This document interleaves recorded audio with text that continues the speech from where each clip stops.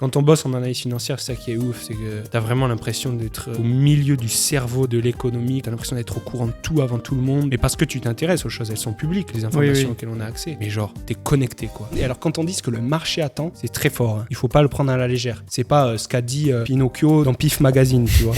Quand on dit c'est ce que les marchés attendent, c'est des volumes de transactions absolument monumentaux, et c'est l'équilibre du marché, c'est-à-dire le marché, tout le monde s'accorde pour dire que c'est ça. TRI, toujours, et à privilégier au ROI, le ROI, c'est une grosse daube. Là, je reviens de Bali.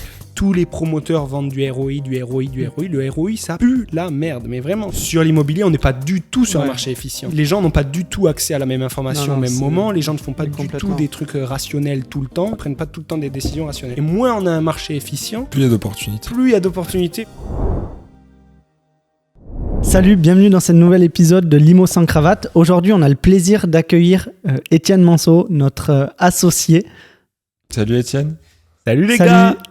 Ouais, donc c'est la première fois qu'il apparaît sur le podcast. Et aujourd'hui, il va venir nous parler d'un sujet qui nous intéresse et qui vous intéresse probablement en ce moment. On va parler de taux immobilier. On va parler de comment évoluent les taux, dans quel contexte économique, on va dire comment le contexte économique influe sur la montée des taux. Et aussi, on va parler de prix immobilier et un peu de tout ça. En vrai, c'est un sujet très intéressant et très important aujourd'hui de comprendre le contexte actuel, surtout pour anticiper nos futurs investissements et prévoir ce qui peut... Bon, on ne peut jamais prévoir, on n'a pas de boule de cristal, mais déjà anticiper ce qui peut se passer. Ce qui pourrait se passer, ouais. Voilà. C'est ça. Étienne, est-ce que dans un premier temps, tu peux te présenter pour les gens qui ne te connaissent pas du coup sur ce podcast et nous expliquer pourquoi tu es légitime de parler de ce sujet-là, quoi. Oh, je suis pas légitime. Je vais me présenter rapidement, ouais. J'ai 25 ans. Je suis associé du coup à Thib et Alex, au sein de deux sociétés, Sans Cravate Immobilier et Neptune Finance. Alors moi, je suis shadow investor. En fait, j'ai pas d'activité dans Sans Cravate Immobilier, mais je suis 100% actif dans Neptune Finance. Je me suis pas toujours intéressé à la finance. Moi, à la base, je suis ingénieur en sciences des matériaux. J'ai bossé 6 mois en tant qu'ingénieur en sciences des matériaux, donc c'est pas beaucoup. C'était dans l'impression 3D d'alliage base-nickel, sur les sujets de l'aviation, évidemment, toulousain pure souche. Et c'est seulement, du coup, sur la fin de mes études, en fait, parce que ces 6 mois, c'était mon stage de fin d'études d'école d'ingé, c'est sûrement sur la fin de mes études que je me suis enfin décidé à switcher de carrière, quoi, et à me diriger concrètement dans la finance. Et donc, j'ai fait un autre master en banque et ingénierie financière. Et puis, à partir de là, j'ai commencé à bosser dans la finance. Alors, dans un premier temps, en tant qu'analyste financier, donc je lisais des documents, surtout, que j'analysais. Voilà. J'étais beaucoup plus spé finance d'entreprise et évaluation financière. Et avec beaucoup de rédaction dans le boulot. Ouais, c'était quoi le métier d'analyse financier, pardon? C'est t'analyses des résultats, des comptes de résultats de boîte et t'en fais une analyse que tu partages après Ça dépend vraiment, en fait. Analyse financière, c'est un grand mot dans lequel on peut ranger pas mal de choses. Alors, il y a des gens qui sont analystes financiers pour des grosses institutions bancaires et qui ont un certain nombre de dossiers en charge où leur rôle est très, très important puisqu'ils doivent se charger de faire les perspectives concernant les résultats à venir pour ces boîtes-là, des perspectives qui sont publiées, qui sont partagées, qui sont publiques, auxquelles tout le monde a accès et qui influencent en plus grandement les marchés. Alors moi, j'étais pas ce type d'analyse financier, moi j'étais plus du côté média en fait de l'analyse financière, c'est-à-dire on peut analyser absolument tout ce qu'on veut. On a quand même une base de connaissances solide en finance d'entreprise, mais après, on a la liberté de pouvoir choisir un petit peu ce qu'on veut, de traiter n'importe quel sujet et d'écrire un article à destination du retail, donc à destination des particuliers pour leur aider à mieux comprendre un dossier. Ouais, à prendre des décisions. Voilà, à prendre des décisions. Donc moi, c'était plutôt ce côté-là. Et puis en fait, je me suis rendu compte, et aussi grâce aux gens qui m'entouraient, que j'étais pas irremplaçable, j'avais rien de spécial dans ce métier-là en fait. J'aurais pu être remplacé super rapidement par quelqu'un d'autre qui aurait été formé avec le même diplôme que moi et plus 1 an d'expérience. Et bon, il faisait exactement la même chose. J'avais pas de valeur ajoutée vraiment qui me distinguait, qui me permettait de me différencier. Et ça m'énerve un petit peu parce que j'aime bien, moi dans mon aspect carriériste, un petit peu le côté que j'aime bien, c'est devenir indispensable pour les gens pour lesquels je travaille. et toujours apprendre et être un peu la personne. J'aime bien être la personne qu'on appelle quand on a un problème, mais quand on a un problème très spécifique sur ma base d'expertise, quoi. Ma base de là où je suis expert, on va dire, même si je suis expert en rien, mais curieux de tout. J'ai placé ça, c'est monstrueux. Mais donc voilà, j'avais pas trop de valeur ajoutée là-dedans et je me suis dit qu'en fait j'allais refaire encore une fois un switch plus pour retourner du côté de la programmation et des maths, mais toujours dans la finance. Donc utiliser mes skills d'ingénieur dans la finance. Et là on rentre vraiment quelque part dans l'ingénierie financière.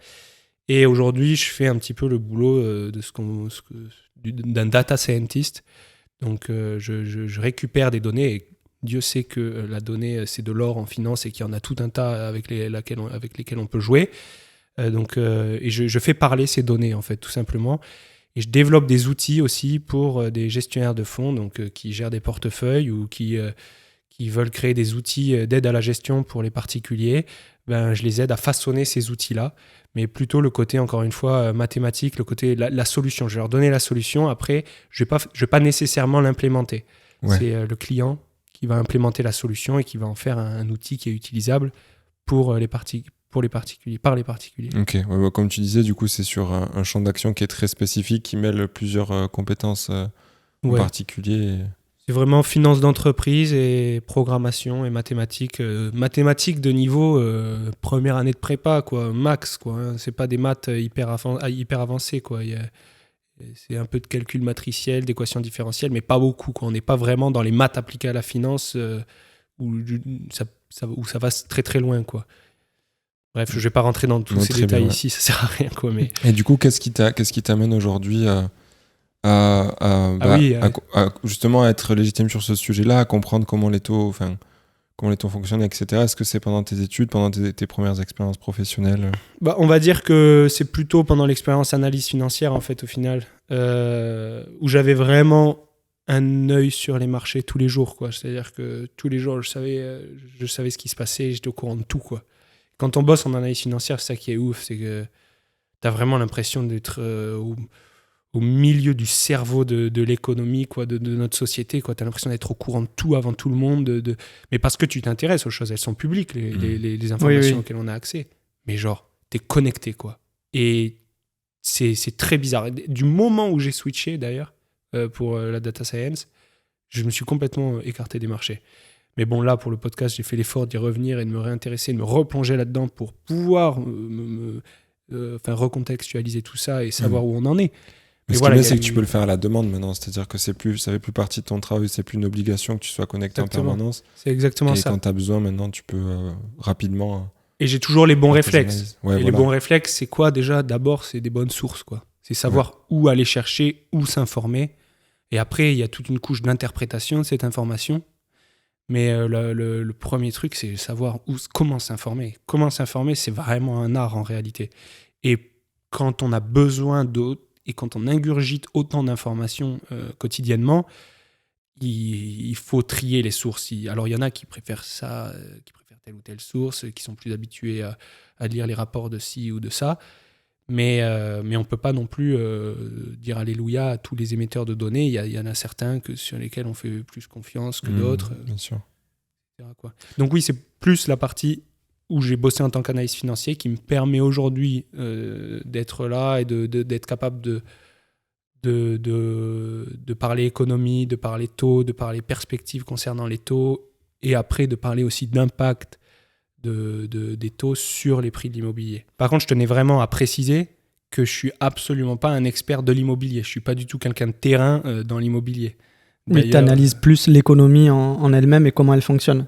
Oui, c'est ça. C'est ça. Je suis plutôt quelqu'un de bureau qui reste derrière son écran d'ordinateur et qui essaie de faire ce qu'il peut avec les chiffres qu'il a devant lui et de les analyser, quoi. Mais je suis pas du tout quelqu'un qui est déjà personnellement investi dans l'immobilier ou même qui connaît quoi que ce soit finalement dans le processus d'achat d'un bien immobilier. Par contre, je sais très bien que les tendances immobilières sont intrinsèquement liées aux tendances économiques, quoi. Donc, oui, bien sûr. De toute façon, là, en l'occurrence, dans cet épisode, c'était surtout de comprendre comment fonctionnent les taux. On va y venir d'ailleurs, et pas tellement le terrain, parce que c'est Après, c'est décorrélé. D'ailleurs, on y reviendra peut-être en fin d'épisode, mais on dira qu'il y a, même en période de taux hauts comme aujourd'hui, il continue d'avoir des opportunités justement sur le terrain. Mais là, on parle de manière générale de comment évolue le marché et à quoi vous pouvez vous attendre, quoi. Ouais, c'est exactement ça. Il peut y avoir des déséquilibres locaux. Enfin, moi, tout ce que je regarde, c'est du gros volume de données, quoi. Enfin, Bien sûr, voilà. Après, localement, il y a toujours des anomalies, quoi. Ouais. Du coup, tu parlais de sources, que c'est important d'avoir des bonnes sources. Toi, sur quelles sont tes sources, sur quel site ou quelles ressources tu utilises pour justement avoir accès à ces informations-là? ouais. Alors, pour certaines choses, j'aime bien avoir les données brutes, sans aucune couche d'interprétation ou d'analyse. Parfois, j'ai besoin de ce genre de matériel. Quand il s'agit de finances, d'état financier, typiquement, moi, je vais plutôt là-dessus, sur de la donnée brute que je peux analyser et que je ne vais pas me faire influencer dans mon état d'esprit de ce que j'interprète de la donnée. Pour ce qui est économie, tendance économique et ce qui est immobilier aussi, c'est vrai que je vais plutôt aller chercher des documents sur lesquels il y a non seulement la donnée, mais en plus potentiellement une couche d'interprétation. Ok. Mais après, cette couche d'interprétation, je veux pas qu'elle soit faite non plus par n'importe qui, quoi. Ouais, c'est ça qui est compliqué. Voilà, c'est ça qui est compliqué. Et puis moi, après, je me fais la mienne aussi. Mais c'est toujours plus difficile de se faire sa propre idée quand on lit un document sur lequel il y a une couche d'interprétation, quoi. Bien sûr. Mais après, j'ai pas non plus, on s'en sort pas avec la macroéconomie si on veut des données brutes après et qu'on n'est pas plongé là-dedans. Enfin, moi, je suis allé chercher ce type de document parce que ça faisait longtemps que je m'y étais pas replongé, quoi. Si j'étais connecté comme ce que je vous disais tout à l'heure, j'aurais peut-être pas eu besoin de ces interprétations, mais là, j'en avais besoin pour me replonger dans le bain. Et là, pour le coup, dès qu'il s'agit de macroéconomie et plus particulièrement de la France, le site de la Banque de France est un super site. Et ils ont dans leur rubrique économie un document qui s'appelle Perspective économique moyen terme. Ils ont deux, ils ont Perspective économique court terme et Perspective économique moyen terme. Ces deux documents sont super intéressants. Ils parlent, alors on est sur toutes les grandes métriques de l'économie. Donc, on est sur de la croissance d'activité, on est sur PIB, des indicateurs PMI, on est sur l'emploi, donc la création d'emplois, le chômage. On est sur tout ce qui est la santé des entreprises. Donc, c'est basé sur des sondages où ils interrogent plus de 8500 entreprises. On est sur les carnets de commandes, sur le recrutement. On essaie de voir si tout va bien. Voilà. Enfin, c'est eux leur travail. Et puis, ils parlent aussi de l'inflation. Et tout ça, toutes ces informations mises ensemble permettent de faire un état des lieux de où en est la situation économique en France. Et là, il y a une couche d'interprétation, ils le font. Et en plus, ils font des perspectives. Donc, c'est déjà 3 volets différents. Il y a le display, enfin, la présentation des données historiques, l'analyse de ces données historiques, et puis les perspectives pour le futur. Et là, c'est pas vraiment un document qui se concentre sur l'immobilier, là, pour le coup, mais c'est généraliste. Ouais, voilà, c'est un super document. Et ils ont des documents assez similaires pour ce qui est de la politique monétaire. On y reviendra sur la politique monétaire. Mais là, c'est vraiment pour l'économie. Et ensuite, pour ce qui est de l'immobilier, alors, il y a des grandes statistiques qui sont publiées par des émetteurs très sérieux et qui se retrouvent dans les agendas économiques qu'on utilise quand on traite sur les marchés financiers. Mais il y a aussi d'autres sources qui sont très intéressantes, comme notaire.fr. Ouais, j'allais dire de mémoire, il me semble que justement les notaires, vu que c'est quand même eux qui sont le plus proches d'avoir on va dire les données les plus les données les plus fiables, non, mais ouais, complètement. Plus proches de la c'est réalité. Eux la source, hein. C'est eux la source, voilà. Complètement. Mais après, il faut collecter les données auprès des notaires. C'est ça, quoi, donc c'est des associations entre l'INSEE et notaire.fr, en fait. C'est ça. Et genre, là, sur notaire.fr, il y a un super document, alors je l'ai juste à côté de moi, qui s'appelle French Property Analysis of the Market. Donc, c'est en anglais. Je pense qu'il y a une version française qui doit exister, j'imagine. Donc, analyse du marché pour avril 2023 du... Ouais, c'est ça. Donc, du coup, en français, il devrait s'appeler Analyse du marché, avril 2023, immobilier français. Ouais. Qu'on retrouve, du coup, comme je le répète, hein, sur notaire.fr dans la rubrique Real Estate ou immobilier. Ok. Et là, le document, le seul bémol, c'est qu'il est publié trimestriellement, qu'il faut attendre que les données soient actualisées, parce qu'en plus, quand il est publié trimestriellement, c'est pour des données Mais déjà plus ancienne, oui. plus anciennes. Par exemple, là, le document de avril 2023, les données s'arrêtent février 2023. Mais par contre, c'est des super data, quoi. C'est super intéressant. Mais il y a ce décalage. Donc après, il faut reboucler avec d'autres statistiques qui... En fait, ce document, il peut vous inviter potentiellement à créer une méthodologie d'analyse du marché immobilier. Vous regardez comment est construit le document et ça vous donne une routine de ce qu'il faut aller chercher comme information pour se faire une idée de l'état des lieux du marché immobilier.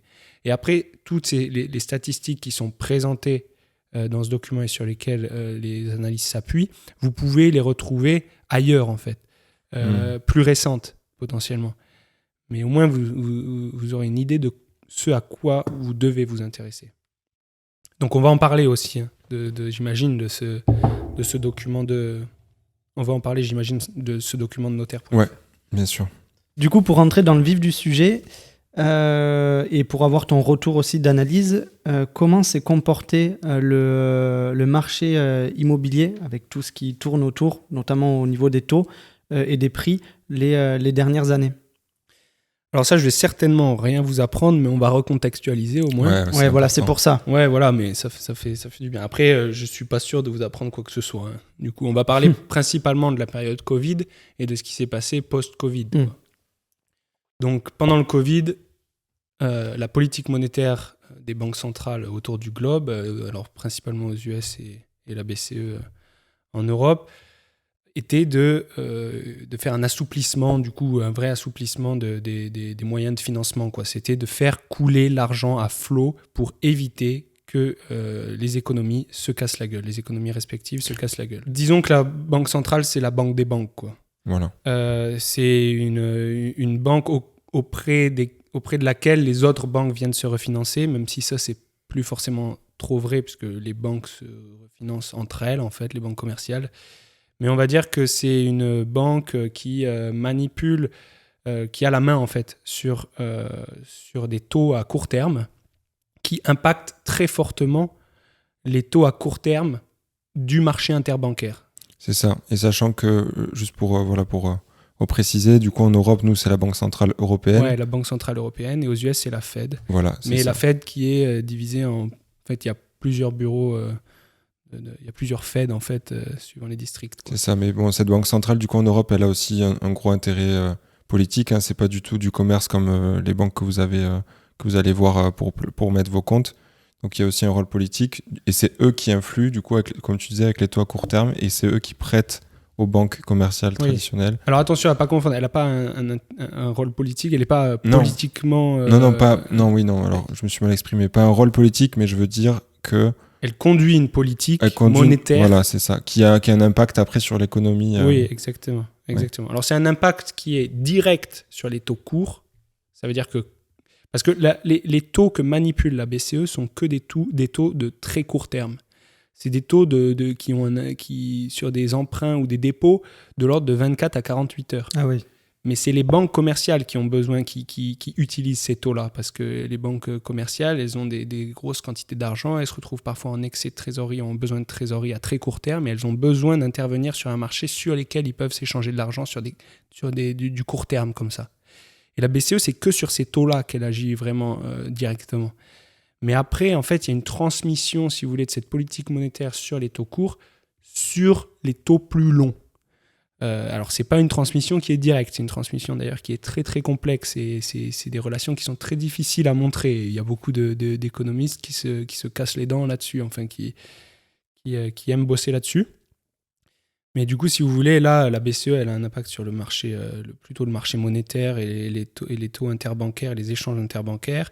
Et après, en fait, finalement, les banques commerciales, il y a une transmission, si vous voulez, de ces taux courts vers les banques commerciales et leurs taux plus longs, Voilà. et vers les marchés obligataires aussi, sur lesquels on s'échange de la dette à long terme. Donc même des taux à 10 ans, 20 ans se retrouvent impactés par la politique monétaire sur les taux courts. Carrément. Mais pas toujours de la même manière, Hmm. pas toujours dans le même laps de temps, Non, bien sûr. et même des fois, ça se transmet pas du tout, quoi. Ouais, bien sûr. Mais déjà, j'espère que du coup, pour ceux qui n'étaient pas au fait du fonctionnement, déjà qui Ouais. comprennent un peu mieux comment ça marche, parce que je pense que tu vas en reparler derrière. Et du coup, je t'avais coupé ouais, au moment où tu me disais Covid, donc les banques centrales globalement Injecte de l'argent. injectent de Voilà, l'argent. le plan, c'était simple. Le plan, c'était ouvrez les robinets du crédit et baissez les taux. C'est mettez de l'argent partout. Et pourquoi, du coup, cette décision? Parce que sinon, on allait avoir des économies qui se pétaient la gueule du fait de la pandémie, quoi. C'était Ok. ça la thèse, quoi. D'accord. Mais ça, voilà, Ouais. vous le savez tous, on a imprimé de l'argent à foison, ce qui fait aussi, ce qui dévalue l'argent quelque part aussi, et qui permet aussi, bon, je ne vais pas rentrer dans ces détails-là, mais bon, bref, on a ce flux massif d'argent. Ok. Ce flux massif d'argent, il va nécessairement, enfin là pour le coup, augmenter la consommation, mais aussi les achats d'actifs. Mhm. Donc, On a pu le voir d'ailleurs, parce qu'en 2021, post-Covid, pour la partie immobilier, sur les transactions, ça a été une année record. ouais, non, mais c'est exactement ça. C'est là où je voulais en venir, justement. Donc, c'est dans ce remise en contexte, plein d'argent. Les gens consomment, les gens sauvent l'économie, machin truc. Et puis, ils achètent des actifs à balles. Donc, c'était l'année de tous les records pour la finance aussi. Ouais. C'est le plus de PEA ouverts, c'est pendant le Covid. Et les transactions immobilières ont explosé. Atteignant courant 2021, il me semble début des années 2021, de l'année 2021, du 20%, plus 20% Ouais. en rythme annuel, en rythme 12 mois. Donc en rythme 12 mois, ça veut dire quoi? Ça veut dire que sur une base des 12 derniers mois, admettons que c'est avril, je vais regarder, hein, c'est juillet, non c'est août 2021, voilà. Août 2021, on a ce pic de volume de transactions, de croissance des volumes de transactions à 12 mois. Ok. Et on arrive sur du 20%. Voilà. Et je suppose que c'était aussi en partie dû, alors bien sûr, au fait que c'était pas cher d'emprunter et tout ça, mais peut-être aussi parce que les gens, du coup, en période Covid, ça a fait réfléchir pas mal de gens quand même cette période-là sur est-ce qu'on va pas... Et les aller projets à la qui ont été campagne. bloqués aussi. Qui ont été bloqués, ralentis et qui ont été Oui, c'est vrai. Les gens réitérés, ou la réitération s'est effectuée en 2021 du coup. Mais complètement, ça, j'y pensais pas. Mais c'est vrai qu'il y avait des projets qui étaient bloqués, qui étaient en attente, Ouais, complètement. carrément. Qui étaient en attente. Et là, mais vraiment, là, on est vraiment sur les transactions, enfin, sur l'ancien, quoi. Ouais, Enfin, ouais, on ouais, est bien vraiment sur l'ancien, parce que c'est toute une autre histoire, le neuf, pendant le Oui. Covid, quoi. Hein. Ouais. Enfin, la construction et le neuf, c'est toute une autre histoire. Ouais, ouais. Mais sur l'ancien, sur les volumes de transactions, en effet, on avait cet effet certainement des transactions qui étaient en attente, Ouais. quoi, on va dire. Et puis, il y avait beaucoup d'argent, etc. Donc, les transactions ont explosé. Et ce qui est super intéressant de savoir, c'est que la volatilité du nombre de transactions, enfin, la volatilité de la croissance du volume de transactions est bien supérieure à la volatilité des prix de l'immobilier. Mhm. On parle là de 20% en rythme annuel. C'est énorme. Plus 20% de Ouais, c'est transactions énorme. sur 12 mois. Oui, ça veut pas dire que les prix vont monter d'autant, quoi. Voilà, les prix, quand on est sur des pics annuels, on est de l'ordre... après, c'est global, hein, encore Oui, une oui. fois, et on pourrait aller Oui. plus bas à l'échelle locale et trouver des chiffres plus importants. Mais on est plutôt sur de l'ordre de 6-7% quand on est sur des pics super, super forts, quoi, Ouais, hein. c'est déjà énorme. C'est À l'échelle, déjà énorme. à Si l'échelle. tu mets ça dans un business plan, enfin dans un forecast pour investir dans un bien immobilier et que tu mets à ton bien une croissance de 5% de sa Ouais. valeur annuelle, tu vas faire des sous, hein. Oui, c'est clair. Donc bref, le prix les volumes de transactions explosent, les prix de l'immobilier explosent avec un petit retard quand même, d'une manière décalée par rapport au volume de transactions. Et c'est principalement dans les zones stressées avec un stress d'offre et de la demande que les prix s'intensifient le plus rapidement. Donc typiquement Paris. Mais on va voir que c'est aussi là-bas que ça pète en premier, en fait. Ouais, bien sûr. Voilà. Donc, pour cette remise en contexte, on en est là. On est pendant le Covid, il y a les taux, le financement est facilité. Ouais. Le financement est facilité, les gens achètent, les volumes de transactions explosent et les prix explosent avec un petit retard. Et en plus, on a une redirection, un peu une transformation du marché de l'immobilier avec une direction massive vers de quitter le résidentiel pour aller vers les maisons et plutôt en campagne et ce genre de choses, quoi. Ouais. Ce qui m'amène à vous donner une stat qui est super intéressante. C'est que pour montrer en fait à quel point l'impact de l'immobilier, et non seulement, mais aussi de l'inflation de manière générale, a sur les zones non Paris, quoi, en fait, les zones rurales, c'est que là, à la rentrée 2022, pour les étudiants, il existait encore 48% de villes dans lesquelles on pouvait étudier pour moins de 1 000 euros par mois. Donc, il y avait 52% où c'était plus de 1 000 euros par mois pour étudier. Ouais. À la rentrée 2023, c'est 100% des villes dans lesquelles il faut plus de 1 000 euros par mois pour étudier. 100% des villes. Alors, j'imagine qu'on était un petit peu sur la limite, en fait. Hein. Ouais. Il suffit d'une croissance de dizaines de pourcents pour passer d'un côté, pour faire passer toutes les villes d'un côté de l'autre de la barrière. Mais surtout qu'avec l'inflation qu'il y a eu aussi entre-temps. Donc complètement. Et après, la composante des dépenses d'un étudiant, c'est majoritairement son loyer quand même. Ouais, mais c'est ce que j'allais dire. Et la bouffe quand même, tu vois. Oui, non, mais je suis complètement d'accord. Il y a la bouffe c'est vrai, aussi. c'est vrai. Mais de toute façon, les loyers, globalement, je sais pas si c'est il y a lié, une augmentation, une augmentation énorme en fait. Ouais, partout. Bon, on va en parler. Et en plus, il y a énormément de demandes parce que, on en parlera avec l'augmentation des taux, les gens retardent leur projet ou ne peuvent plus acheter ce qu'ils avaient prévu d'acheter en termes de superficie et ce qu'ils n'ont plus la capacité financière pour, justement. Ouais. Et du coup, ils se retrouvent à retarder leur projet et rester en location. Ouais. Du coup, il y a une demande quand même. T'imagines quand même ça? T'imagines genre... Parce que tu te faisais des projets de vie en vrai avec ces taux bas, quoi. Complètement. Tu te faisais des projets de vie. Et genre, c'est ouf de voir qu'en fait, le taux passe de 1 à 4% et tu payes en fait... l'impact en termes de coût du crédit, du total des intérêts. Ouais, ça a doublé. Ça a doublé, quoi. Ça a doublé. Il faudrait le mettre sur Excel pour le voir non, rapidement. mais c'est colossal. C'est colossal. Mais bon, bref, moi, ça me faisait de la peine ce que tu venais de dire, là, parce que je me disais, en fait, tu te fais des projets de fou avec des taux bas. En fait, tu te dis, je vais pouvoir acheter ci, acheter ça. Mais en fait, les gens retardent. Alors que si ça se trouve, on va en parler tout à l'heure, mais si ça se trouve, ils reverront jamais cette opportunité, en fait. Ça se trouve, ils pourront jamais... revenir sur cette idée d'acheter là ou d'acheter si grand. Peut-être que justement, là, il va y avoir vraiment une baisse des prix de l'immobilier. Beaucoup de monde parle de baisse de l'immobilier. Ouais, aujourd'hui, il y a une baisse en volume des transactions, mais pas une énorme baisse de l'immobilier, voire dans des secteurs quasiment pas. Non, ça a augmenté. Ça dépend des villes. Non, c'est très localisé. On va en parler de ça. On va en parler parce que j'ai fait mes recherches, j'ai fait attention à tout. Cool. En réalité, si, il y a une baisse des prix déjà.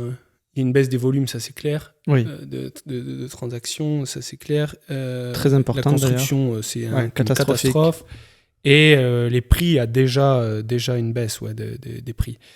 Mais c'est juste qu'en fait, si on regarde, toutes les stats se regardent en annuel, en fait, en 12 mois. Et en fait, par exemple, c'était le cas en février-mars. Si tu regardais parce que ça commençait déjà à descendre largement les prix à ces dates-là. Est-ce que tu as les pourcentages ou... Ouais, je vais te les donner. Mais ce que je veux dire, c'est que, en fait, comme tu regardes toutes les datas en year, c'est-à-dire en 12 mois, mais si tu te retrouves à 0% en fait, de croissance 12 mois, quelque part, en fait, les prix, il faut te dire que derrière, les prix, en fait, ont augmenté puis baissé, si tu veux. Oui. Pour retrouver sur 12 mois du 0%. Ouais. Donc là, c'est ce qui se passe quand on regarde les dates, quand on regarde les datas de février 2023 et qu'on voit que en fait, si on se plaçait en décembre 2022 en year, c'est-à-dire sur les 12 derniers mois, donc décembre 2021, décembre 2022, on avait une croissance, admettons, de 6% des prix de l'immobilier. Et après, quand on décale de 2 mois cette fenêtre de 12 mois, qu'on arrive en février 2023, et que là, on voit qu'on n'est plus qu'à 0% déjà à Paris, c'est qu'en fait, Paris vient de se casser la gueule littéralement. Puisque Bien 2 sûr. mois ont suffi de neutraliser Ouais. les 6% créés sur les 10 premiers mois, en fait. Mm. Donc oui, mais en fait, ces datas, elles sont très compliquées parce que si on regarde, c'est très compliqué, c'est pas très compliqué, mais en fait, quand on parle tout le temps en data 12 mois, sur 12 mois, on voit pas, du coup, on voit la baisse, les chiffres négatifs, Mm. on les voit avec du retard. Oui. C'est ça, en fait. Donc ça, c'est très important d'ailleurs pour ceux qui nous écoutent. N'attendez pas de voir des chiffres négatifs pour vous dire ça commence à baisser. Parce que si en décembre 2022, on est à plus 6% de croissance des prix en rythme annuel et qu'en février 2023, on est à 0, ça veut Exact. dire qu'on vient de perdre les 6%, enfin, en 2 mois, ce qui est créé Ouais. sur 10, quoi. Donc oui, ça se pète littéralement la gueule. Et là, les chiffres que je te donne, d'ailleurs, c'est pas anodin. Ce que je donne, si c'est de passage de 6 à 0, c'est Paris, quoi. Donc par exemple, sur un rythme annuel, Paris, au Q2 Q2 2020, donc deuxième trimestre 2020, on était sur un pic en rythme annuel de croissance des prix de l'ordre de 7,5%. Et puis là, aujourd'hui, enfin pas aujourd'hui, puisque les datas datent un peu, janvier 2023, on était déjà à 0 en fait. Donc on avait déjà tout détruit, quoi. Donc ouais, je suis désolé de regarder les datas en même temps, mais Non, j'ai mais t'as besoin raison. de donner des chiffres factuels. T'as raison. Et c'est vraiment là où l'offre et la demande est la plus tendue que ça se pète la gueule en premier, d'ailleurs. Ça, Ouais, c'est bien super sûr. important. Mais tu vois, il y a. C'est pour ça que je dis que c'est ça. C'est vachement contradictoire. Enfin, pas contradictoire, mais par exemple, comme des marchés à Nice ou Cannes, le prix de l'immobilier continue d'augmenter aujourd'hui. C'est Alors, d'autres marchés, mais. moi, je connais pas ces marchés-là. Faudrait regarder localement. Mais après, c'est aussi possible que ce soit des marchés beaucoup plus luxe ou attaqués par des étrangers entre guillemets. Qui du Paris coup... aussi. Ouais, non, mais Paris, le volume est énorme. Mais, Oui, ouais, c'est vrai. mais, Oui, complètement. C'est pas du tout la Ouais. même typologie. On va pouvoir le regarder, j'ai les datas sous les yeux locales. Mais voilà, tu vois. Donc si on regarde... non, là, c'est Enfin, à voir. En tout cas, effectivement, il y a des villes qui perdent en premier, mais Paris, moi, ça m'étonne Après, pas que ce c'est- soit la première à perdre. Oui. Quoi. Genre, les prix, c'est Moi non plus, ça m'étonne du pas. grand délire. Tu disais Nice? Ouais.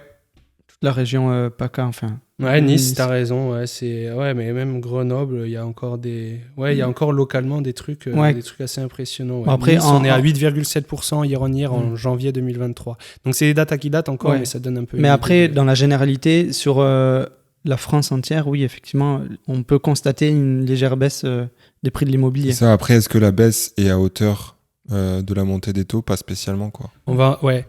On va parler de cette sensibilité des prix de l'immobilier à la remontée des taux, d'ailleurs. C'est un sujet hyper intéressant. Mais ce que je veux inviter les gens à faire surtout, c'est que là, on parle de data qu'on a à notre disposition, qui sont des data qui vont jusqu'à avril 2023, quoi. Oui. Et après, on a les effets sur les fonds, sur les SCPI, sur Ouais. les REITs aux US. Ça, on a des infos, on peut chercher, on voit que déjà, ça commence à être vraiment catastrophique. Et on a des infos aussi sur les boîtes qui sont cotées en bourse et qui doivent publier leurs résultats, Oui. typiquement Next City. Oui. Next City, on sait qu'ils sont à moins 19% en volume au premier trimestre 2023 par rapport au premier trimestre 2022, etc. Mais c'est encore des données qui sont delayed, en fait. On est Ouais. encore un peu en retard.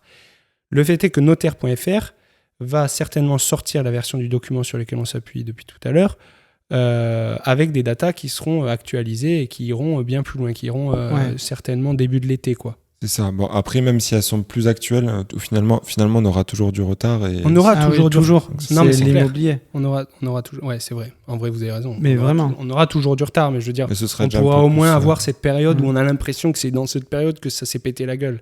Mais en fait, ça a commencé à se péter la gueule déjà depuis Bien sûr. un bon moment, quoi. Après, Bien sûr. péter la gueule, c'est un bien grand mot parce que si on regarde ça par rapport à la fluctuation des marchés financiers, du coup là tu vas vraiment pouvoir me répondre, la baisse de prix de l'immobilier est quand même moins importante que la baisse des marchés qu'on a pu constater.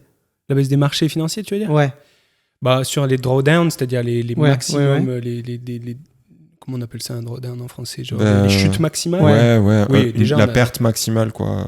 Ouais, d'affilée, enfin ouais, la perte maximale. oui, les baisses. mais qu'on peut, en fait, c'est la perte maximale qu'on peut expérimenter si on avait investi dans un actif, dans un tel actif, quoi. D'accord. Alors, si tu as intervenu, tu as acheté au plus haut et tu as revendu au plus bas, voilà, pire que tu peux te choper dans la tronche, quoi. Bah oui, en termes de drawdown, l'immobilier, ça garde cette valeur refuge. Beaucoup plus solide que, enfin, on est sur des volatilités qui ont rien à voir avec les marchés financiers. Mais quand même, il y a eu des époques où l'immobilier a montré les prix de l'immobilier ont montré une volatilité absolument abusée, quoi. Oui. Et d'ailleurs, ça m'invite à déjà parler un petit peu, parce que je voulais le faire plus tard, mais bon, tant pis, on le fait maintenant. On est dans le jeu. Sur la sensibilité des taux par rapport à la sensibilité des prix par rapport à une remontée des taux. Bon, alors c'est un peu technique, mais pour ceux que ça intéresse, ils pourront aller chercher plus loin. Mais il faut se dire que lorsque les taux réels de financement de crédit, de financement de l'immobilier montent de 10 points de base, c'est-à-dire 0,1%. Okay. Et là, je parle bien de taux réels, c'est-à-dire les taux des crédits immobiliers ajustés de l'inflation. Okay. Donc, quand les taux de crédit immobilier ajustés de l'inflation montent de 0,1%, les prix de l'immobilier, eux, grimpent de l'ordre de 1%. Oui, j'ai dit quoi ? J'ai dit quand les taux... Ouais, de 0,1%, 1%. Quand les taux montent, les prix baissent, évidemment. C'est une relation inverse. Mais cette relation, elle est dans les deux sens. Ça veut dire que... c'est ça l'ordre de grandeur. C'est l'ordre de grandeur de 1 à 10, donc ça veut dire que si les taux immobiliers réels montent de 1%, les prix immobiliers sont censés baisser de 10%. Ouais, c'est ça, quoi. On a une relation de 1 pour 10, quoi. Ouais. Ok. Mais c'est les taux réels. Oui, donc il faut bien aussi prendre en compte l'inflation, c'est pas que les taux réels. Et en fait, ça, c'est ce qui est hyper intéressant dans les recherches qui ont été faites à ce niveau-là, c'est que la sensibilité des prix de l'immobilier au taux de financement n'est pas une relation constante ou linéaire. Alors, qu'est-ce que ça veut dire ça ? Ça veut dire que dans tout contexte de taux, on ne va pas avoir toujours cette même sensibilité. Et d'ailleurs, cette sensibilité est accrue quand on a des taux faibles. Ça veut dire que si vous voulez, cette sensibilité croît, la sensibilité des prix de l'immobilier au taux croît quand les taux descendent, quand les taux sont bas en niveau. Quand les taux sont bas en niveau, plutôt pas quand ils descendent, parce que cette sensibilité, elle est à la baisse comme à la hausse. Mais quand les taux sont bas, cette sensibilité est très forte. Ce qui nous invite à penser que ce qu'on pourrait connaître maintenant en réaction à la montée des taux est quelque chose qu'on n'a jamais vécu. Alors, c'est toujours des grands mots, ça fait toujours un peu peur et tout ça. En même temps, c'est vrai. Mais voilà, il y a ces taux les plus bas qu'on n'ait jamais connus, et puis une remontée. Donc, on est sur une remontée forte dans un contexte dans lequel les taux étaient très bas, donc dans un contexte dans lequel les prix étaient très sensibles à la remontée des taux. Et il y a un décalage, encore une fois, entre remontée des taux toujours ça. Et les prix. Ça veut dire qu'en fait, on n'est qu'au début, là. On est potentiellement que au début, ouais. Mais après, on prend des précautions quand on dit... bien sûr. Pas de boule de cristal. Non, bien sûr. Mais justement, donc là, on tourne cet épisode en début septembre 2023. Pour contextualiser, est-ce que tu peux nous faire juste un petit point déjà sur le marché pour savoir où on en est aujourd'hui, à peu près les taux, l'inflation, etc. Taux d'usure. Complètement. Alors, si on parle de l'économie française, d'abord. Oui, parlons de la Fou. France. C'est pas fou. Voilà, il y a un bon mot, c'est pas fou. Il y a des trucs qui vont bien, des trucs qui vont moins bien. Si on s'intéresse à l'activité économique, c'est pas fou. Mais clairement, si on s'intéresse aux indicateurs PMI, par exemple, qui concernent les carnets de commandes, le recrutement, tout ce qui concerne vraiment l'entreprise en général, les entreprises françaises en général, c'est pas terrible. Et les chefs d'entreprise ne sont pas très confiants pour l'avenir, à moyen terme.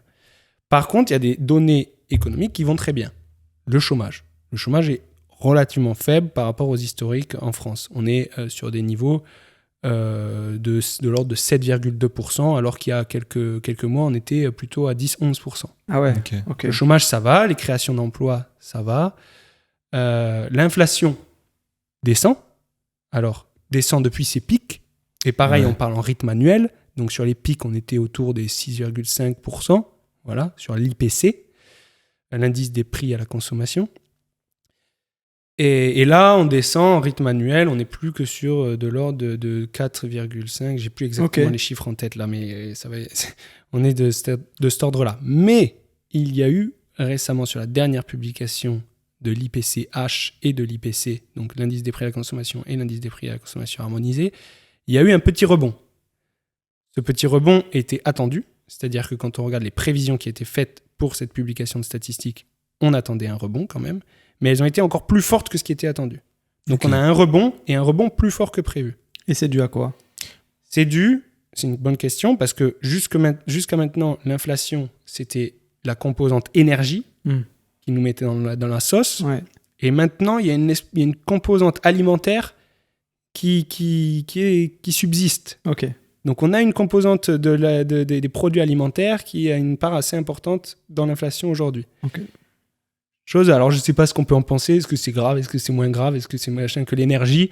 Je ne sais pas trop, dans le sens que je ne suis pas du tout un spécialiste de la question pour le coup sur comment se décompose cette inflation et quels sont historiquement... Ouais. Et du coup... Ouais, vas-y. Non, du coup j'allais dire pourquoi... Bon, du coup ce rebond l'explique peut-être, mais je me demandais pourquoi, si l'inflation baisse, globalement les banques centrales continuent à monter les taux. Ouais, c'est une super question. Mais alors l'inflation baisse, on a l'impression, parce que justement il y a une politique monétaire, une politique de resserrement monétaire ces derniers mois, ces derniers plusieurs mois d'ailleurs.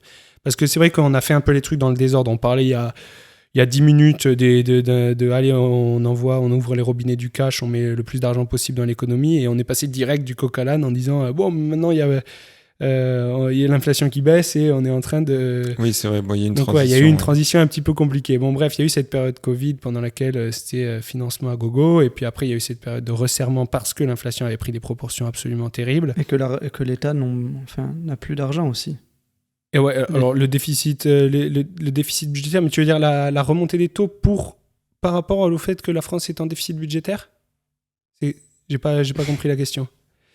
Non, je sais juste que le gouvernement français n'a vraiment plus un rond. Ouais, alors c'est toujours... Et qu'ils essaient de récupérer de tous les côtés là. Oui, complètement. On a un déficit budgétaire de l'ordre de 4% pour 2023, et de manière générale, l'endettement de la France, c'est 110% du PIB. Ouais. Mais on n'est pas dans les pays les plus gros du monde. Ouais. On est encore plutôt... j'ai envie de dire tranquille, c'est peut-être un peu grave de dire tranquille, mais enfin, c'est encore... je sais même pas ce qui est acceptable ou non à ces niveaux-là, sur ces ratios-là, mais on va dire qu'on n'est pas les moins bien placés. Mais en déficit budgétaire, annuellement, oui, on est à moins 4%. Donc en ce moment, on a l'impression que l'État veut essayer de revenir sur un... Parce que c'est vrai que c'est quand même un indicateur de santé économique assez important. Ouais. On veut revenir sur un... Bien sûr. Après, les taux, ça n'a pas grand-chose à voir avec ça, non ? Ça n'a pas trop de rapport. En fait, on va dire que la politique monétaire qui est mise en place par la BCE, donc au niveau européen, déjà c'est compliqué parce que la BCE elle doit gérer une vingtaine de pays qui se partagent tous la même devise, c'est une galère totale. Mais après, c'est vrai que l'eurosystème est lui aussi composé des banques nationales après, donc les gouvernements, quelque part, même s'ils n'influencent pas directement la BCE, après ils peuvent quand même faire une politique monétaire à leur échelle locale, quoi. Donc oui, il y a quand même... je veux dire, évidemment que les taux ont aussi un impact sur combien ça coûte au gouvernement de se refinancer. Ah oui, d'accord. Parce que il faut savoir que le gouvernement émet des obligations d'État sur les marchés, et ces obligations, elles versent un coupon. Donc quand l'État emprunte de l'argent au public, c'est en échange d'un coupon d'intérêt et puis un remboursement in fine.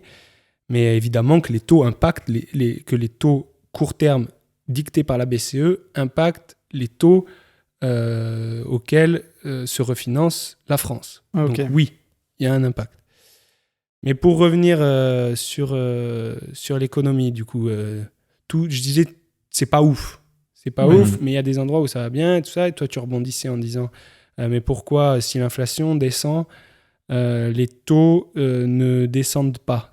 Pourquoi on continue de faire monter les taux. Ouais, c'est ça. Ouais. Alors, le fait que l'inflation descende d'elle-même, c'est une bonne nouvelle. Mais c'était attendu. C'est juste qu'au niveau du timing, personne n'avait aucune idée de ce qu'il racontait. Il Au niveau du timing, tout le monde était dans le flou total.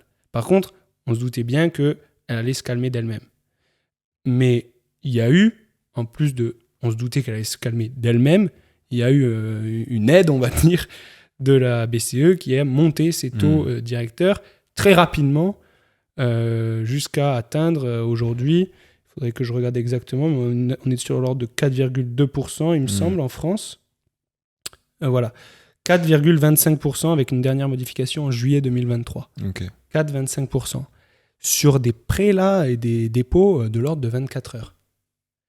Et alors là, on rentrera après dans le détail de comment ça se transcrit sur les taux des crédits immobiliers, parce qu'il y a beaucoup de choses à dire. Mais voilà, en gros, les taux ont explosé. Et l'inflation, du coup, elle est descendue. Alors maintenant, on ne sait plus si c'est d'elle-même ou si c'est avec les taux, mais le fait est qu'elle est descendue. Forcément que les taux ont dû... Ça y joue. Ouais, exactement. Parce que c'est un impact direct quand on monte les taux directeurs sur à les très court investissements terme. et tout ça derrière. Oui, alors sur les investissements, on est plutôt sur le marché du long terme. Mais pour le court terme, c'est surtout sur les crédits à la consommation. Tout ce qui est consommation très rapide, quoi, ça freine tout ça, quoi, quand on monte les taux. Donc, c'est censé baisser l'inflation. Donc, c'est censé ralentir l'inflation. Il y a un impact direct vraiment sur ces crédits à court terme, quoi. Sur le long terme, donc sur tout ce qui est investissement ou tout ce qui est, comme les crédits immobiliers ou ce genre de choses, là, l'impact est moins direct et on va en parler. Mais bref, voilà, donc, on a eu ces taux qui sont montés. Et là, en septembre, le 14 septembre, on a potentiellement une nouvelle hausse des taux directeurs à attendre, alors que l'inflation chute, l'air de chuter d'elle-même, en tout cas, ouais. et que même quand on lit le rapport de la Banque de France que je vous invitais à lire tout à l'heure, on est sur des estimations, sur des perspectives pour l'inflation de l'ordre de 2,5% en 2025. Donc on s'attend à ce qu'elle ralentisse. Mais comme je vous disais tout à l'heure aussi, le timing de toutes ces personnes qui font des analyses par rapport à ça se sont tous trompés. Donc ils savaient que ça allait descendre, mais le timing était mauvais. Donc on n'en sait rien. Ça se trouve, ce sera encore à 4% en 2025. On ne sait pas. Mais ce qui est important, c'est cette combinaison inflation, santé économique. C'est pour ça que j'ai commencé par dire, en France, c'est pas ouf, la santé économique. Pourquoi ? Parce que une BCE, une banque centrale, s'il y a de l'inflation et que la santé économique va bien, que les entreprises vont bien, et non, on monte les taux. S'il y a de l'inflation, il faut monter les taux pour la calmer, mais les taux, ça a un impact direct sur la santé économique. Oui, d'accord, oui. Et que quand on les monte, ça resserre vraiment. Mais voilà, les investissements, ça devient plus difficile pour emprunter, pour investir, pour croître, quoi, tout simplement. Ouais, voilà, si les prix de l'immobilier ne descendent pas, effectivement, ça devient compliqué à faire tourner et à investir dans l'immobilier. Ouais, mais c'est pas que pour l'immobilier. Là, je te parle de tout. Là, je te parle même des entreprises qui investissent dans quoi que ce soit. Tu montes les taux, ça devient plus dur de financer tes projets. Basta, quelle que soit la nature du projet. Donc, tu as un ralentissement économique à prévoir, en fait, si tu veux. Donc, quand l'économie va bien, la BCE se dit « Ah, mais ça y est, on a le contexte parfait pour monter les taux, en fait. On va pouvoir faire baisser l'inflation parce que l'économie va bien. » Mais si tu veux, quand tu as l'économie est vacillante, en fait, voilà, c'est ça. Parce que c'est quoi le jeu de politique monétaire ? Ça a l'air simple sur le papier, mais c'est de se dire, quand ça va pas, on baisse les taux pour redynamiser l'économie. On sort la fiole magique... la fiole de potion magique, hop, on baisse les taux, on fout de l'argent partout, et puis hop, ça se relance, et puis dès que ça commence à surchauffer ou que la productivité du pays n'est plus suffisante pour absorber tous ces nouveaux financements et croître, eh bien on resserre de nouveau la politique monétaire et on monte les taux. Donc là, le fait est que c'est pas ouf, mais il y a encore de l'inflation. C'est un cocktail bizarre en fait, parce que du coup, c'est pas il y a beaucoup d'inflation et c'est pas la solution facile où il y a beaucoup d'inflation, la santé va bien, on augmente les taux, ou l'inverse, il n'y a pas d'inflation, enfin on est sur un rythme acceptable d'inflation et l'économie va mal, on baisse, ça c'est des solutions faciles on va dire pour la BCE, là on est sur une espèce d'entre-deux un peu compliqué. Et j'ai l'impression, moi, et c'est ce qu'on voit sur les marchés financiers, que ça met le flou un peu partout. Si on regarde les marchés, si on regarde le CAC 40, il y a une grosse latéralisation du CAC 40 ces derniers mois. C'est-à-dire que le CAC 40, il prend aucune direction. Ouais, c'est incertitude, quoi. Ouais, c'est vraiment une grosse incertitude par rapport à ce qui va se passer potentiellement le 14 septembre concernant cette remontée potentielle de taux qu'on attend du 0,25, du 0,5. Personne ne sait vraiment trop ce qui va se passer et pourquoi ça devrait se passer. Est-ce que ça devrait se passer comme ci ou est-ce que ça devrait se passer comme ça? Le fait est que aujourd'hui, on a une transmission vers l'économie réelle, vers les taux longs, qui est assez bizarre. C'est-à-dire que tout à l'heure, ça aurait dû vous faire tic. Je vous ai parlé de taux à court terme À 4,25. à 4,25. OK ? Mais ça m'a pas fait tiquer parce que la dernière fois, on avait fait une petite présentation sur les conditions de marché actuelles et il me semble que même les taux longs les taux longs moyens que j'avais trouvés étaient même plus faibles que les taux court terme de la BCE. Tu vois. Ouais, exactement. Mais c'est ça qui doit te faire tiquer. Ouais, voilà. Normalement, ça doit rapporter plus de prêter sur du plus long terme parce que tu prends plus de risques. Bien sûr. Donc normalement, en fait, il n'y a pas d'histoire de moyenne des taux, tout ça. C'est les... Ouais, enfin... Bon, ce qu'il faut regarder, en fait, c'est ce qu'on appelle la yield curve, la courbe des taux, si c'est ça qui vous intéresse. La courbe des taux. La courbe des taux, c'est une courbe dans laquelle on a une espèce de collage entre le marché monétaire, c'est-à-dire les emprunts et les prêts à court terme, et le marché obligataire avec les emprunts et les prêts à plus long terme. Et en fait, on colle tous ces taux en fonction de leur maturité, c'est-à-dire en fonction du temps sur lequel ils s'étalent, ces emprunts, et on colle tous les taux les uns avec les autres. Et normalement, on est censé avoir une courbe qui ressemble un peu à une fonction racine carrée, c'est-à-dire une courbe comme ça. Pour ceux qui nous écoutent, ça monte fort au début, et puis après, ça devient plus plat. Ça devient plus plat. Mais fin. On est quand même censé avoir des taux plus élevés quand on finance ou qu'on prête sur le long terme, parce qu'il y a plus de risque qui est engagé. Et là, on a complètement l'inverse en ce moment. On a une yield curve, donc une courbe des taux qui est inversée. C'est-à-dire que, alors, même en France, aux US, elle est inversée, ça a l'air d'être propre, on dirait un miroir, un peu, un inversement miroir. En France, c'est encore plus dégueulasse. C'est un U, non genre. C'est un U, et après, ça revient. Enfin, c'est assez. Mais du coup, qu'est-ce que ça veut dire ça quel est l'impact? Enfin, alors, qu'est-ce que ça signifie, quoi? Qu'est-ce que ça signifie? Alors, déjà, il y a un truc intéressant. Important à savoir. C'est que ces taux-là, ils sont obtenus en faisant de la rétro-ingénierie. Ça veut dire quoi, ça? Ça veut dire qu'en fait, il faut comprendre déjà que la dette, ça s'échange. C'est-à-dire que, Alex, admettons que tu me prêtes 100 balles, je te dois 100 balles, et admettons que tu m'as demandé des intérêts pour ça, je te vais rembourser des intérêts, je te dois 100 balles. Mais tu peux très bien vendre ta dette vendre à Thibaut. C'est-à-dire que tu peux dire à Thibaut, écoute, Étienne, il me doit 100 balles, mais moi, je veux l'argent maintenant. Alors, tu vas la vendre à Thibaut, la dette. Thib, il va te donner l'argent, et maintenant, moi, je dois rembourser Thibaut maintenant. Ouais. Voilà, tu vois. Donc, ça s'échange, la dette. Et sur les marchés, ça s'échange. Ce qui fait que la dette a une valeur qui évolue tout le temps. Donc, il y a un taux d'intérêt au départ qui est défini en fonction du nominal, du montant emprunté et de combien sont les coupons, donc ce qu'on doit verser à chaque fois. Mais ensuite, la valeur de la dette évolue. Parce que si tu l'échanges à Thibaut, tu as eu potentiellement un morceau déjà qui a été remboursé et tu avais un taux d'intérêt qui était particulier.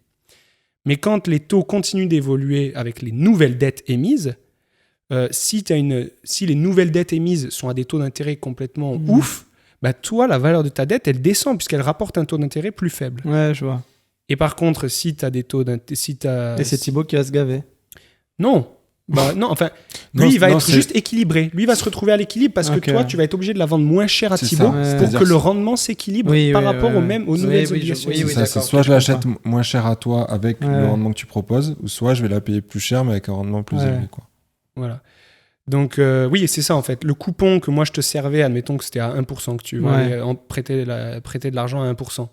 En fait, Thibaut, il va te l'acheter moins cher pour que le 1% devienne l'équivalent en pourcent de la nouvelle dette émise qui, elle, se fait un taux plus élevé. Bon, bref, ça c'était pour dire que tout simplement la dette, ça s'échange. Et c'est très important de savoir que la dette, ça s'échange. Pourquoi ? Parce que du coup, on peut lire dans les prix de la dette ce que les gens attendent comme rendement. Tout simplement. Parce que Thibaut, là, quand tu achètes à Alex, tu vas lui proposer un prix parce que tu auras calculé le rendement que tu vas avoir en lui achetant à ce prix-là. OK ? Donc, dites-vous que sur les marchés financiers, La dette, ça s'échange avec des volumes complètement astronomiques, tous les jours, toutes les minutes, et qu'on peut lire du coup dans la valeur de ces dettes à laquelle elles s'échangent le taux que les gens attendent. Et ça, il y a beaucoup de choses à dire du taux que les gens attendent. Pourquoi ? Parce que si j'emprunte de l'argent, admettons que j'ai 1 000 euros. Je ne vais pas emprunter de l'argent, je vais en prêter. Admettons que j'ai 1 000 euros et je prête de l'argent sur une journée à quelqu'un. Et ça me rapporte, je ne sais pas, sur une base annualisée 1%. Bon, après, c'est annualisé 1%, mais sur une journée. Et après, je vais le faire une deuxième fois, le deuxième jour. OK ? Avec exactement le même taux, puisque j'ai emprunté sur le même laps de temps et à peu près le même contexte, puisque c'est juste à un jour d'intervalle. Eh bien, si je veux maintenant prêter sur 2 jours, si j'avais fait mon prêt sur 2 jours au lieu de le faire 2 fois sur 1 jour, il faut qu'il n'y ait pas d'arbitrage possible en réalité. Le marché va corriger cet arbitrage. Il va faire en sorte que si vous voulez prêter une fois sur 2 jours, c'est la même chose que prêter 2 fois sur 1 jour. OK ? Donc là, on se dit quoi ? On se dit que normalement, au niveau des taux, ça devrait se goupiller comme ça en fait. Tous les taux devraient pouvoir s'expliquer en fonction des taux plus courts, juste en les combinant les uns aux autres. Mais en fait, pas du tout. Parce que ça, c'est vrai à très court terme. Mais oui, ce que j'allais dire après, sur plusieurs années, et puis les conditions changent, et puis le risque n'est pas le même. Parce que, déjà sur la durée, c'est pas la même chose. Le risque n'est pas le même. Exactement. Et si tu imagines pouvoir le prêter 365 jours d'affilée, tu vas avoir peut-être 365 personnes en face qui vont l'emprunter, mais du coup, potentiellement, qui aura un risque adapté sur chacun. Non, mais après, là, on parle sur les marchés, donc on se dit qu'on pourrait le faire très facilement avec avec un pool d'investisseurs publics et tout ça. Mais par contre, dans ce que tu dis, il y a un élément très important, c'est les conditions peuvent changer. Oui, sur un an. C'est-à-dire que les taux à un jour peuvent changer. Donc, si moi, je veux prêter de l'argent 365 jours et que je veux le faire en 365 fois une journée, je prête, je récupère, je prête, je récupère, je prête, je fais ça 365 fois. Rien ne me dit qu'à partir du 200e jour où je prête et qu'on me rend, ce soit toujours le même taux qui soit en vigueur. Donc, qu'est-ce que ça veut dire, ça ? Ça veut dire que dans le taux 365 jours, où je prête une fois 365 jours, il y a l'anticipation par le marché de comment va évoluer le taux à un jour. Ok, donc dans ce que tu dis là, ce que je comprends, c'est que si on a des courbes de taux, comme tu disais, qui sont inversées aujourd'hui avec des taux longs qui sont plus faibles que des taux courts, ça veut dire que le marché anticipe que les taux courts vont baisser. Exactement. Voilà, exactement. C'est exactement ce que je voulais dire. C'est-à-dire qu'on peut lire dans cette courbe des taux ce que les gens attendent, ce que le marché attend. Et alors, quand on dit ce que le marché attend, c'est très fort. Hein. Il ne faut pas le prendre à la légère. Ce n'est pas ce qu'a dit Pinocchio dans PIF Magazine, tu vois. Quand on dit c'est ce que les marchés attendent, c'est des volumes de transactions absolument monumentaux et c'est l'équilibre du marché. C'est-à-dire le marché, tout le monde s'accorde pour dire que c'est ça. Donc quand le marché dit que emprunter à 6 ans ou à 10 ans, par exemple, c'est 3,11% de rendement qu'on doit attendre d'un prêt à 10 ans et que c'est plus faible que 4,25 les emprunts 24 heures, sinon on se dirait vas-y, je vais emprunter. Du coup, je peux prêter à 4,25% toutes les 24 heures pendant 10 ans. Et je répète ça. Et boum, j'aurais fait un arbitrage. OK ? Donc ça veut dire que je peux même faire mieux. Je peux emprunter à 10 ans à 3,11 et prêter à 4,25 tous les jours pendant 10 ans. Mais non, c'est pas vrai, ça marche pas. Enfin, si c'est le cas, c'est que dans le 3,11% de rendement pour les obligations à 10 ans, pour les prêts à 10 ans, il se cache le fait que le marché pense que les taux court terme vont baisser. Mais du coup là, quand on dit que le marché attend, je sais pas moi, 4,5% ou enfin, peu importe le taux, quand on dit que les marchés attendent ce taux-là à long terme, même si le marché l'attend, est-ce que ça veut forcément dire que c'est ça qui va se passer ? Pas du tout. Non, ça ne veut pas dire que c'est ça qui va se passer. Parce que le marché peut être particulièrement optimiste sur une situation, pour autant, On ne sait pas comment va évoluer l'inflation. On sait pas Personne ne comment... le sait. Le marché peut se tromper. Ouais. Personne ne le sait. Le marché peut se tromper. Mais ça donne quand même des informations très intéressantes. Et ça réagit très vite. Ça réagit très vite. C'est-à-dire que là, déjà, dans la courbe des taux, on peut lire ce qui est attendu pour le 14 septembre. Je vous parlais que le 14 septembre, il va y avoir potentiellement une nouvelle modification des taux de la BCE. Potentiellement une nouvelle augmentation. On peut lire ça dans le marché. On peut lire ce que le marché attend de ça. Donc ça veut dire que les taux peut-être très courts, mais juste après, sont un petit peu plus élevés. Enfin, il faudrait... Donc on peut... C'est quand même... Certes, ça ne veut pas dire que ça va se passer. Mais ça réagit très vite. Donc on peut le lire tous les jours. On peut voir ce qu'anticipe le marché. On peut voir si le marché a tort ou a raison. Et donc parier dans un sens ou dans l'autre. Mais il faut savoir que les banques là, commerciales qui vous font des crédits immobiliers, elles, c'est sur ça qu'elles se basent. Hein.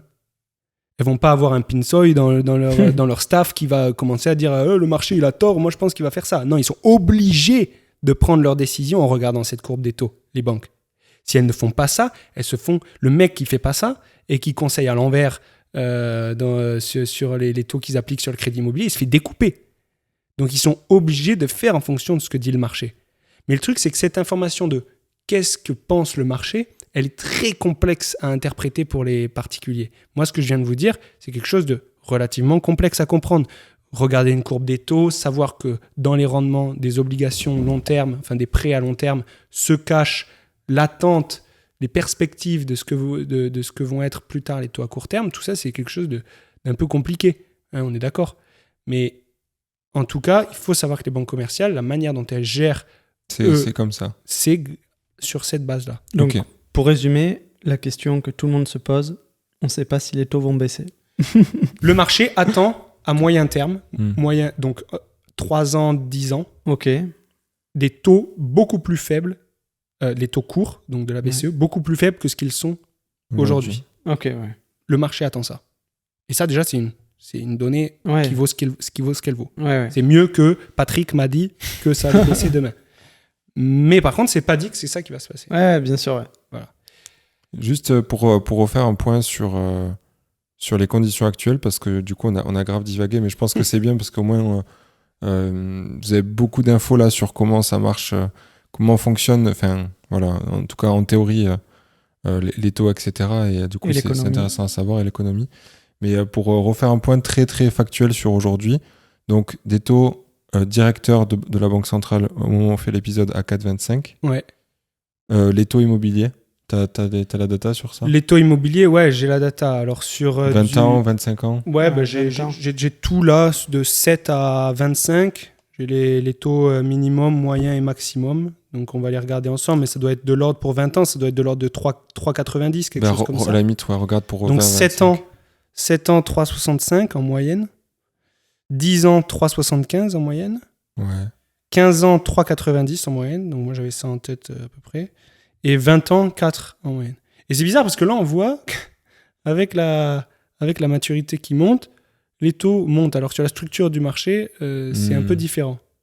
Mais on disait que cette courbe des taux, elle avait une tête très très bizarre. Ouais. Elle fait d'abord un U et après elle flat, revient flat et elle monte un peu. Mais bon, bref, du coup, ça monte de 3,65% en moyenne pour du 7 ans à 4% pour du 20 ans. Okay. Mais si on attend une chute des taux, s'il y a vraiment une matérialisation d'une baisse des taux directeurs sur une horizon de temps 3-4 ans, quoi, on va dire, admettons, qu'on revient sur des taux très faibles, évidemment que les crédits immobiliers vont suivre, quoi.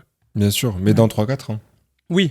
Par contre, et là, s'il y a une montée des taux court terme, potentiellement, ces crédits immobiliers continuent à monter, j'en sais rien. En tout cas, ce qui est sûr, c'est que là, quand on regarde les crédits immobiliers et qu'on regarde le vrai coût pour une banque de se financer sur ce terme-là, les banques, elles se mettent plutôt bien quand même. Hein. Le delta, il est pas mal. Alors, je ne connais pas la part assurance là-dedans, machin et tout ça. Je ne sais pas exactement comment tu veux dire qu'ils gagnent de l'argent à faire des prêts, là? Parce que... Ah ouais, ils gagnent de l'argent à faire des prêts, ouais, clairement. C'est pas le discours qu'on a des banques. C'est pas le discours que vous avez des banques. Alors déjà... s'ils empruntent à 4,25 et qui te prêtent à 3...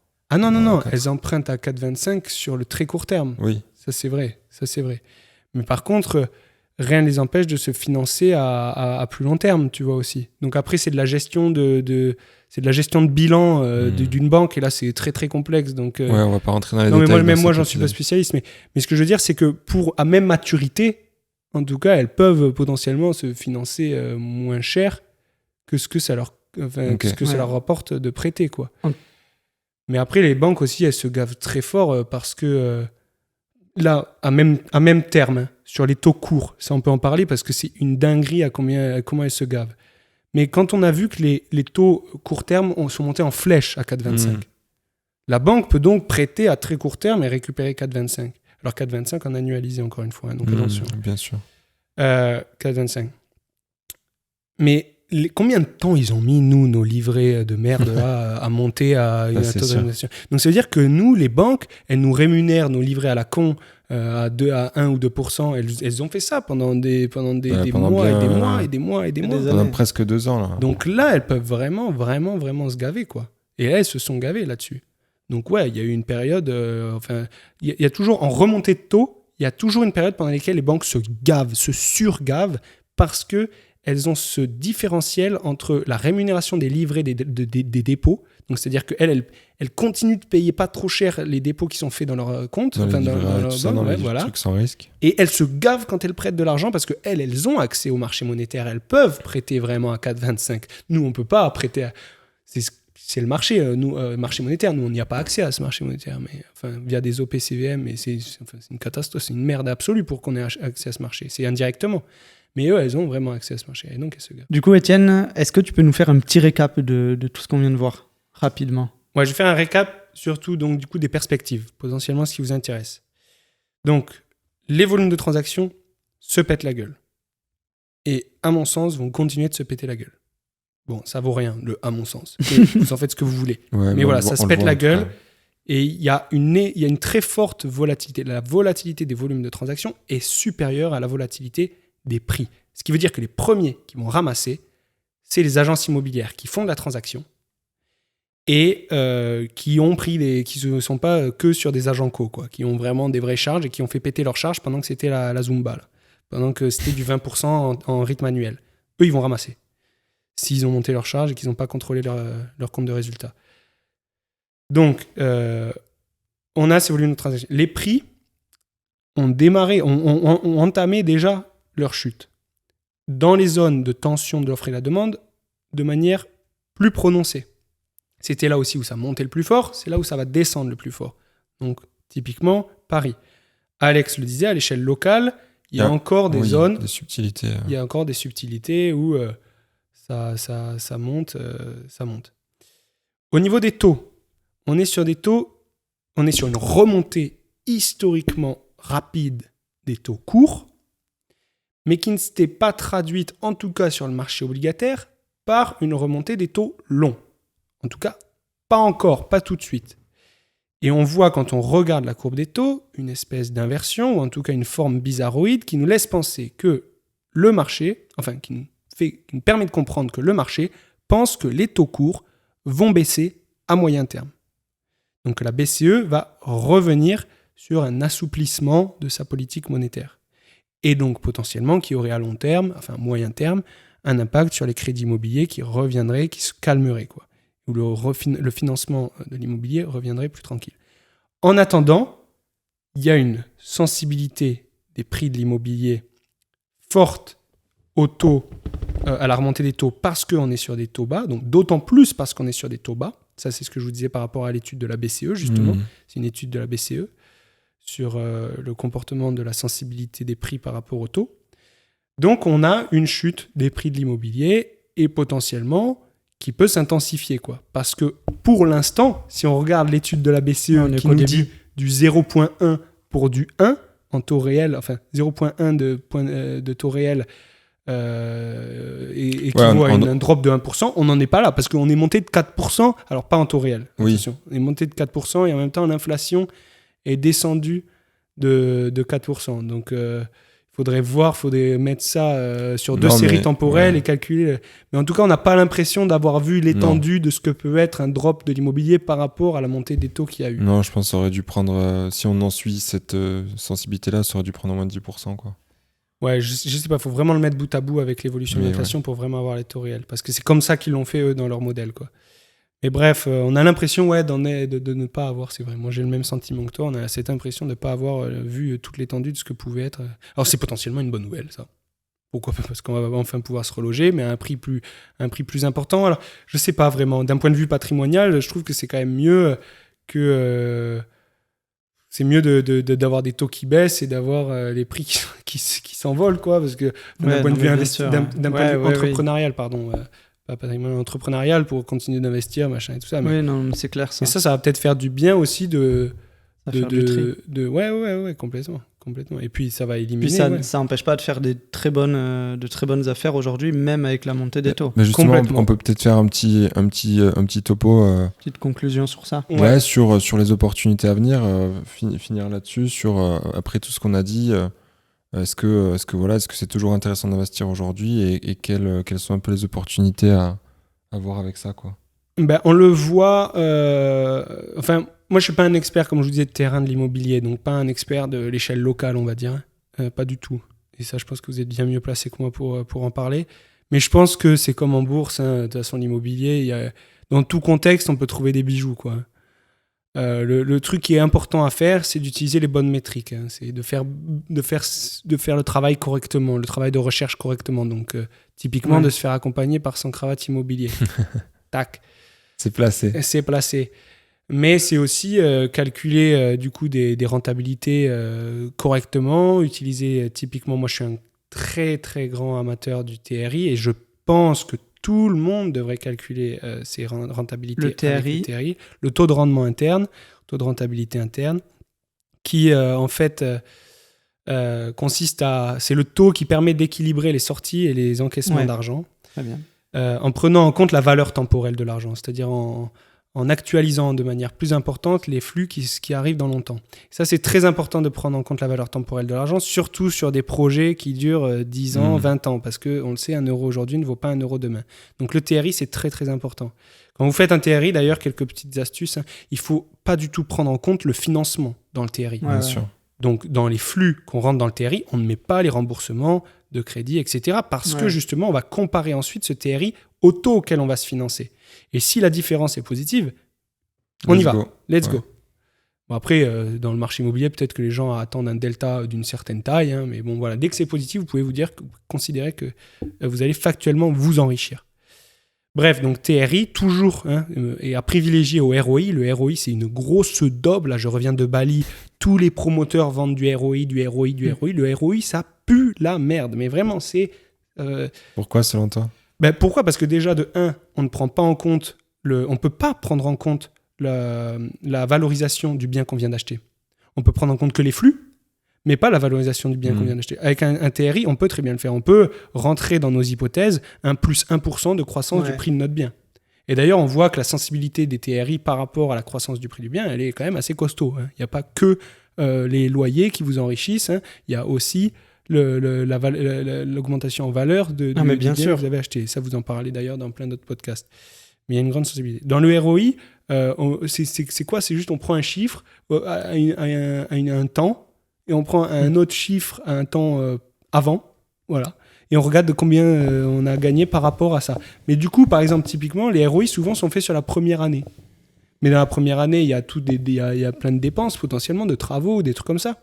Comment ils les lissent en fait, j'allais dire le ROI, ça peut avoir du sens, par exemple, sur si c'est de l'achat-revente ou pour des trucs de marchand. Ouais, voilà. Ça a plus de sens parce que tu as ce que tu vas dépenser, enfin ce que tu vas investir dans ton projet et la sortie qui se fait en plus généralement très rapidement derrière, à 1 ou 2 ans. Allez, à la limite, pour aller vite, quoi. Mais même pour une opération de marchand, tu peux faire tu peux faire quand même l'effort de faire un TRI, quoi. Non, mais tu prends pas en compte la valeur temporelle de l'argent. Et même si tu fais l'effort de dispatcher tes revenus, tes dépenses sur plusieurs années pour avoir un espèce de ROI que tu peux calculer en année 1 et qui serait représentatif du ROI que tu peux avoir sur 10 ans, tu vas faire n'importe quoi parce que justement tu prends pas en compte cette valeur temporelle de l'argent. Tu peux pas prendre en compte toutes les hypothèses dont je parlais tout à l'heure, dont la valorisation du prix du bien, etc. Enfin bref, n'utilisez pas le ROI. Faites l'effort d'apprendre ce que c'est que le TRI. Il y a une fonction Excel qui permet de le calculer très rapidement, mais allez plus loin que la fonction Excel, allez comprendre vraiment à quoi correspond le TRI. Bref. Ouais, fermons la parenthèse. TRI machin. Rentabilité. On peut, à mon sens, trouver des opportunités très intéressantes dans n'importe quel contexte. Et je pense même que dans l'immobilier, il y a un effet de contagion. Alors ça, j'ai pas les études pour justifier mon propos. Mais je pense qu'il y a un effet de contagion dans l'immobilier qui est moins sévère qu'en bourse. En bourse, quand ça se pète la gueule, tout le monde se pète la gueule. Quand ça se pète vraiment la gueule. Ça a une valeur refuge aussi, l'immobilier. Non, parce que peut-être que valeur refuge, ça veut peut-être dire que non, ça se pète pas grave la gueule. Après, peut-être que c'est un résultat du fait qu'il y a moins de contagion. J'en sais rien. Non, t'as peut-être raison. Je sais pas vraiment. Et ça pourrait s'expliquer juste par le fait que non, ça baisse pas drastiquement en une seule fois, quoi. C'est que juste la volatilité est un peu plus faible. Mais moi, ce que je veux dire par contagion, c'est que quand il y a un truc qui baisse, tout baisse, quoi, que c'est vraiment généralisé. Mais parce que sur les marchés financiers, tout le monde est assis le cul devant son écran d'ordinateur et voit les mêmes choses et a accès aux mêmes informations. C'est presque efficient. Puis il y a de la latence aussi sur l'immobilier. Sur l'immobilier, on n'est pas du tout sur un marché efficient. Ah bah non. Les gens n'ont pas du tout accès à la même information au même moment. Les gens ne font pas du tout des trucs rationnels tout le temps, prennent pas tout le temps des décisions rationnelles. Et moins on a un marché efficient, plus il y a d'opportunités. Plus il y a d'opportunités d'arbitrage, c'est-à-dire de pouvoir créer du rendement sans prendre de risque. Alors on est loin de ça, mais quand même on utilise le terme tout de même. On peut avoir des opportunités d'arbitrage, on a l'impression de faire plus d'argent que ce que le marché fait, quoi. Et puis on l'a vu déjà avec les baisses de prix dont on a parlé tout à l'heure, mais c'est quand même un marché qui est hyper localisé. Alors déjà, entre plusieurs villes, comme on l'a vu, il peut y avoir des évolutions de prix qui sont hyper différentes. Et même au sein d'une même ville, ça peut être un quartier, une rue, un machin. C'est hyper localisé. Enfin, c'est pour ça qu'on dit toujours que la règle numéro 1, c'est l'emplacement, mais parce que l'emplacement a vraiment un rôle déterminant dans la valeur du bien qu'on va avoir, parce que finalement, c'est ça qu'on achète. Et puis ouais, comme tu disais, c'est pas du tout un marché efficient. Donc, il y a plein d'anomalies de marché, entre guillemets. L'immobilier, vous pouvez négocier avec le vendeur. En bourse, tu vas pas envoyer un petit message à... Tu peux en réalité, mais c'est pas tout le monde qui peut, quoi. Ouais, enfin voilà, en tout cas pas tout le monde. Je pense qu'il faut avoir des arguments. Là, tu peux faire une bonne affaire juste sur une négociation, en fait. Ah oui, à l'acquisition. Non, mais complètement.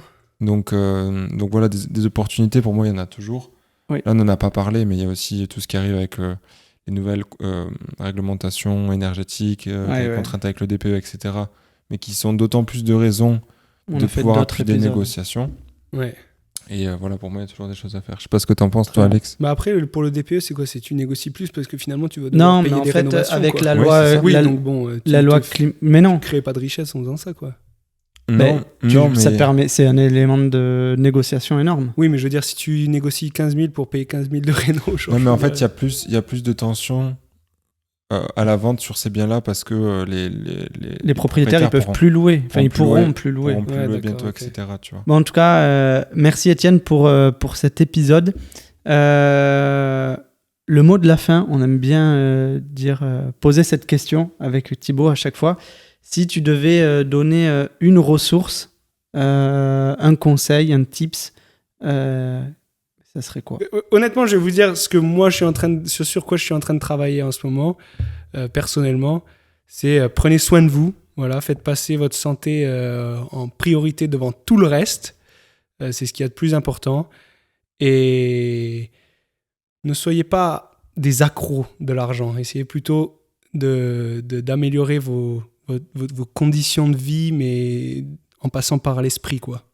Voilà. Pas en passant par l'aspect matériel, quoi. C'est beau ce que tu dis. C'est parfait. Ouais, c'est parfait. Bon, Étienne, où est-ce qu'on peut te retrouver si jamais, je sais pas, on veut te contacter? Je crois que t'es... Plus grand... Nulle part. Nulle part. Non, je crois que t'étais actif sur LinkedIn un peu ou Twitter. LinkedIn, allez, voilà. LinkedIn à la limite, c'est le mieux. LinkedIn. Allez, donc, Étienne Monceau sur LinkedIn, on vous mettra le lien dans l'épisode, de toute façon, comme d'habitude. Merci beaucoup, Étienne, pour l'échange. Merci à toi. De rien. Et puis, merci à vous de m'avoir invité. À très vite. À très vite. Ciao.